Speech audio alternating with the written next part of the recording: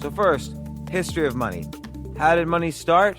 If I needed some food, and I was making the shoes in my little village, I could trade a pair of shoes for some rice. And this is bartering. Now, I'm oversimplifying how bartering occurred 10,000 years ago, but this is the very rough idea. But there's all sorts of problems with bartering. What if I only need some food? Do I trade half a pair of shoes? Or what if I had to move? What if my village was attacked and everyone has to move? Do I carry all my bags of rice with me? That would be too heavy. I suddenly have to start from scratch. So there was no way to store money. Let's take it even a step back further. What is money? First, money is a store of value. We use it to keep track of how much value we have or how much we are worth. So we're able to store all the value we've worked hard for in this form of this thing called money.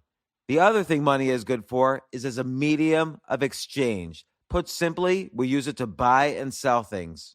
So bartering quickly got replaced by coins. People started using coins made from rare metals. Because these metals are rare, they are hard to mine and therefore good to use as a store of value.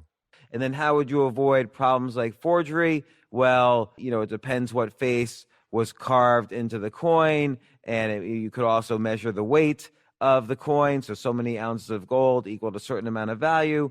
So precious metals and coins became the form of money for several thousand years. But again, there still was a lot of problems with this. One is, what if one country was able to mine a lot of gold? There was a lot of gold underneath the ground, and another country, there was no gold. So then the second country would have to go to war with the first country to get some gold. So what was the result of this? Well, you had Europe sending quote-unquote explorers over to North America and essentially wiping out every single kingdom in North America in order to get the gold. So what happened then?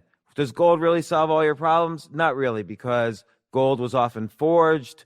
Gold was hard to store. It's like if you accumulated great wealth, what were you going to do? Store all of your gold in one massive castle if you were incredibly wealthy? Well, some people did do that. How would you pay somebody in gold? If I had to buy something in China and I'm sitting in the US, what am I going to do? Send a gold bar to China and hope that they don't open it up in the mail and steal it from me? And there's all sorts of ways in which my gold could be messed with if I'm paying with a lot of precious metals for some item. So precious metals basically didn't work. So what happened? Well, countries like the United States, as an example, but every country started to replace precious metals for their coins with paper money. So in the United States, we replaced precious coins with dollar bills. And I'm taking a look right now at the $1 bill. $1 bill almost makes it seem like this fake contract. Like we've got George Washington staring at us. And, there's all this mythology about George Washington never lying. So we've got to trust the $1 bill. Their signatures are here like it's a contract. On the back of the dollar bill, there's an eagle. And then there's "In God We Trust." So, hey, we've got to trust one or the other. But originally, you could go to the Federal Reserve in the United States and exchange this dollar bill for $1's worth of gold. But that also had a lot of problems. One problem is it's really easy to forge paper money. Another problem with money is that it used to be backed by gold. So for every dollar in circulation, there was at least $1 worth of gold stored in a safe somewhere, maybe Fort Knox, to back that dollar's value.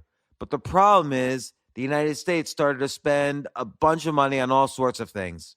One is they went to war in Vietnam for absolutely no reason at all and spent hundreds of billions, maybe, trillions of dollars in today's money on a war with no purpose at all. And they didn't have enough gold to pay for it. And then under Lyndon Johnson, he also just started all of these so-called Great Society with all these social improvement programs like, welfare and Medicare and so on. He was making commitments he simply did not have the money to pay for. So what Nixon did was solve that problem by saying, look, I guess we don't need gold anymore for this paper money, and you're just going to have to trust that paper money is good because the United States is good, and period. That's it.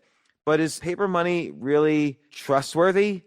Now, before I explain Bitcoin, I need to first explain the underlying technology, blockchain.